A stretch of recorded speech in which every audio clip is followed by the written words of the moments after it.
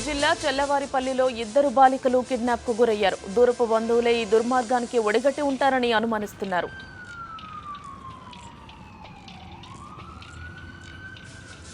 ఈ కిడ్నాప్కు సంబంధించి మరిన్ని వివరాలు మా కరెస్పాండెంట్ సంజీవ్ అందిస్తారు. సంజీవ్, చెప్పండి, కిడ్నాప్ పై మీ దగ్గర ఉన్న తాజా అప్డేట్స్ ఏంటి?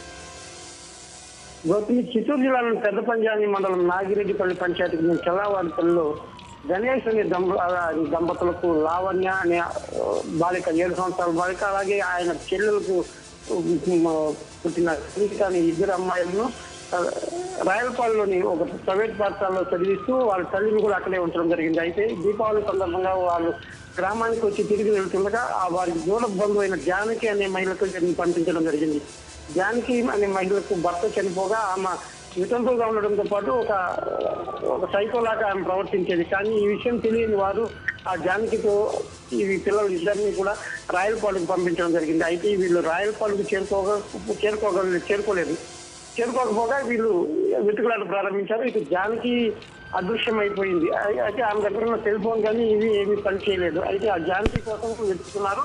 ఓ పక్క ఈ జానకి వారిని ఏమైనా చేస్తుందేమో అని చెప్పి కూడా నిన్నటి వరకు పోలీసులకు వారిని ఫిర్యాదు చేయలేదు. రాత్రి 9 గంటల వరకు ఆ పిల్లల లావణ్య తండ్రి గణేష్ మాత్రం వచ్చి ఈ పెద్దపల్లిలో ఫిర్యాదు చేయడం జరిగింది. ఈ మేరకు పోలీసులు కేసు నమోదు చేసుకుని పూర్తి స్థాయిలో దర్యాప్తు చేస్తున్నారు. అయితే ఇప్పటికే అక్కడికి సంబంధించిన రామకృష్ణ అనే సిఐ, మరో పలమేరు సంబంధించిన బాలయ్య అనే ఇద్దరు సిఐలు కూడా ఆ ప్రాంతానికి వెళ్ళి అటువైపు సర్చింగ్ ప్రారంభించారు. ఇతని టెలిఫోన్ జానకికి సంబంధించిన టెలిఫోన్ దీన్ని కూడా వెరిఫికేషన్ లో పెట్టారు.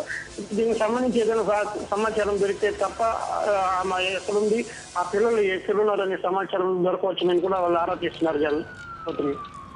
Thank you Sanjeev.